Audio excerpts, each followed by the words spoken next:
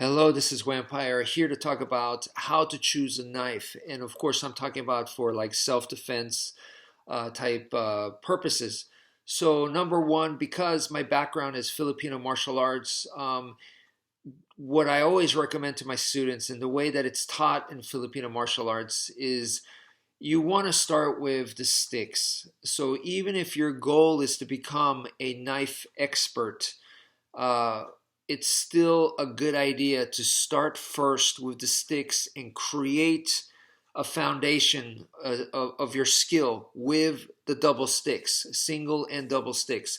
Why? Because um, it's easier to learn a lot of the techniques and create the skills necessary for the knife with the sticks, because the sticks, the length of the stick, the weight of the stick, it exaggerates the movements, so it just becomes easier. So I highly recommend start with single and double stick. And the reason why we do double stick, even though people go, well, I don't expect to have two knives.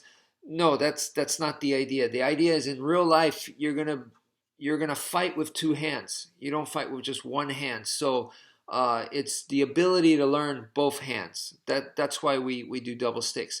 And then the next step is to go to training knives. Okay, so you start with the sticks and then you go to training knives and then finally you go to the real blade, an actual live blade. So what I'm trying to tell you guys is earn your way to a knife, a real knife.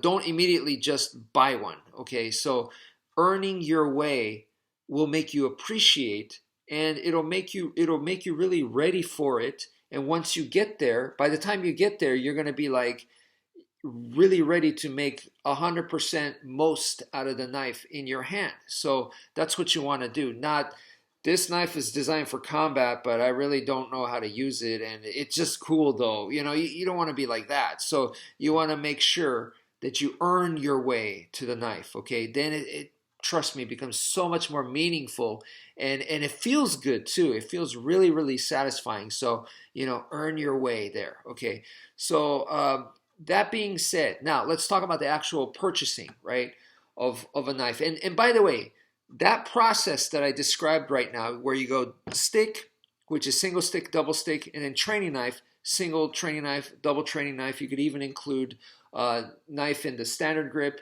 in the reverse grip. So, and then there's also empty hand training that we do as well. And then finally, you go to a real knife. So it's a lot of stuff to go there. It's not super quick. Minimum, I would say, is 6 months, and 6 months is really not that long of dedicated training. Is really not that long, but Filipino martial arts Eskrima Kali Arnis is really not a super complex art to learn. It's very logical. It's one of the faster, quicker arts to pick up. So I would say a minimum of 6 months. And that's fast as hell, if you ask me. Um, so anyway, when you go to the actual buying process, I would recommend to you guys to know that there's basically three tiers. Okay, there's your first level quality, your top quality, and then there's your second rate knives, and then there's your third rate knives. So those are the three general categories. We could also add custom knives, but custom knives really shouldn't be applying to you right now. You shouldn't be thinking about a custom knife where the starting price is like $300 and it's custom made. That's something really you shouldn't be worried about, especially at this point. So those three knives: top level, second rate, and third rate knives. Okay, so top level knives this is pretty much any of the brands that's super famous: CRKT, Spyderco, Benchmade. And now within, there's plenty more. Okay, plenty more: Boker, Cold Steel, uh, Gerber. I mean, the Kershaw. There's tons. Okay, but within that, yes, I know there's different qualities, and even within the one company, there's different qualities as well. So, but let me just simplify, and if it's a famous brand like that, where that's what they do, they just make knives. That's their main thing. They make blades. They make knives. Okay, so for that kind of company, okay, and it's super famous like that, we'll just keep it simple. All of those are first rate, top rate knives available in the market today. Okay. Number two, second rate. Second rate to me is like a company where they specialize not in knife making, but maybe they do like guns, firearms. Okay. So they're really famous for making firearms, but because they're in the tactical community, they go, we can make knives too. So they're making knives, but actually they're not the ones making it. They have contract with somebody else that makes the knives for them. So in reality, they're not really making the knives, okay? So those I would consider second rate. And they're second rate because they, at the end of the day, they stamp their name on that knife. So it can't be too crappy. Because they're not the ones designing and making it, it's not going to be like a first-rate knife, and that's not their thing, right? But if it's too crappy, it's going to lower their name. So it has to be at a decent level. So to me, that's second-rate quality. Third rate is a knife that the maker, you've never heard of them, right? And even more important is when they have the description of what kind of steel the blade is made out of, it just says stainless steel. That is a huge sign to tell you this is a third-rate knife company where it just says stainless steel, okay? So that's an easy general way to kind of divide your knife categories, in my opinion. So top, second rate, and third rate. And back in the day, when I got my first knives for Filipino martial arts, I was in college, and at that time, I already had years of training in Filipino martial arts.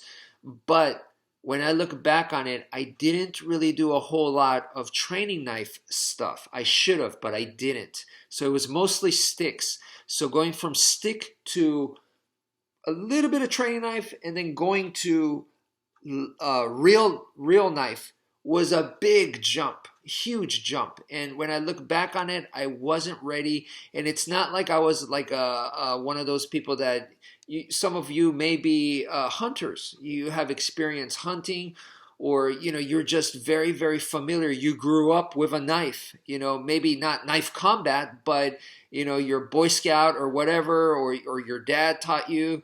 Grandpa taught you, to be comfortable with a knife. So some people are very familiar with knives. That wasn't me. So going from just stick training to knife, with almost nothing in between, was too much of a jump for me, and I wasn't able to appreciate the knife. So once again, I recommend that you go step by step. Go to the sticks, go the training knife, and then even empty hand, and then possibly just getting familiar with knives, not for combat, but like hunting, camping, and maybe even cooking as well. But get familiar with that kind of familiarity really, really helps. And then go to a real knife. And when you do that, like I said, I bought, at that time, I bought a first-rate knife, a top brand. It was Spyderco. And I look back on it, and it was a mistake. It was a mistake. The knife was excellent. I wasn't at the level to make the best out of the knife, and I made a lot of mistakes looking back on it. It's kind of like someone who has a Ferrari or a Porsche, and they live in a very cramped city where it's always traffic jammed. Okay, the car is crying. Okay, your car is not able to live up to its potential. So same thing with the knife. For me at that time, buying that knife I wasn't ready for it, and I definitely made some huge errors. So what I would recommend is don't go for a first-rate knife. You're gonna see it, you're gonna want it, and if you're gonna afford it, if you can afford it, you're gonna want to. Don't do it. Okay.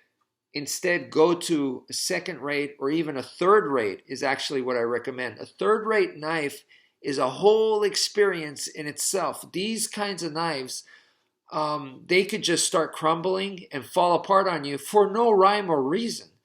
You could just carry it in your pocket and you didn't really do anything, and then the next time you pull it out, the screw's gone.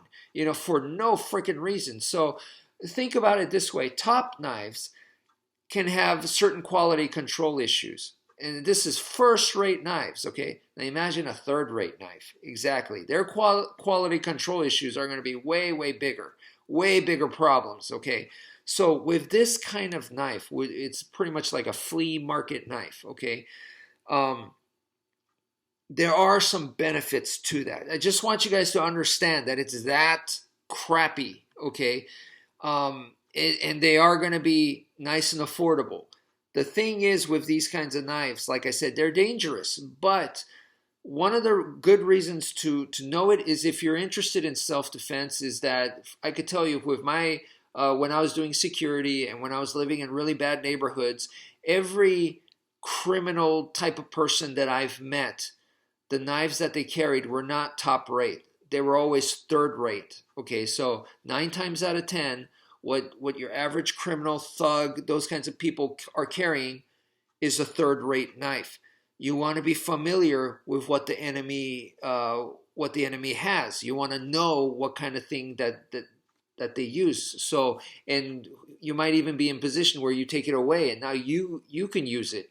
You want to know its capabilities and what to expect from it realistically. If you have some experience with it, then you're going to be okay, because the lock is not going to be reliable, the blade is not going to be sharp, all this kind of thing. So if you know how to handle that, you're used to that, by the time you go to a first-rate knife and it cuts really well, it's just going to feel like butter in your hands, and then the lock is solid, you're just going to feel so good. You're going to be like, wow, man, I'm just like, now all of a sudden, everything's smooth and works great. That's because you earned it. You worked your way. You worked with a third-rate knife, okay? So I definitely recommend you guys to do that. Now, when you go with a third-rate knife, though, don't get a folding knife, okay? I recommend don't start with that. Start with a fixed blade, okay? That way, because with a folding knife, there's so many things that could go wrong with it. And with a third-rate knife, they will. And yeah, it becomes that much more dangerous to you as well. Like you could have it in your pocket and the spring it just opens up inside your pocket. That's dangerous. So, first start off with a fixed blade before you start getting into third-rate folding knives. So start with a fixed blade, and now you can learn sharpening, how to properly sharpen. You don't want to do that with a top-rated knife where you paid good money, expensive knife, and you don't even know how to sharpen it properly, and you mess up the edge and stuff like that. So start with a crappy knife, learn how to sharpen that thing as best as you can, and then also throwing. To me, that is a valid technique. I'm not saying always throw, no, but it's good to have in your arsenal. So you don't want to throw a really nice knife, and then also practice drawing, where you're going to try to take it out as fast as you can without dropping it. And believe me, you're going to drop it many, many times. You don't want to be dropping a really nice knife, right? So with these, start with a third-rate fixed blade is my opinion. And then, maybe if you're interested in a karambit or you're interested in a folding knife, get the third-rate ones and see how they are. And then work your way to second rate, first rate. Once again, it's about step-by-step earning your way. So that's what I recommend. Thank you for viewing, and take care, folks.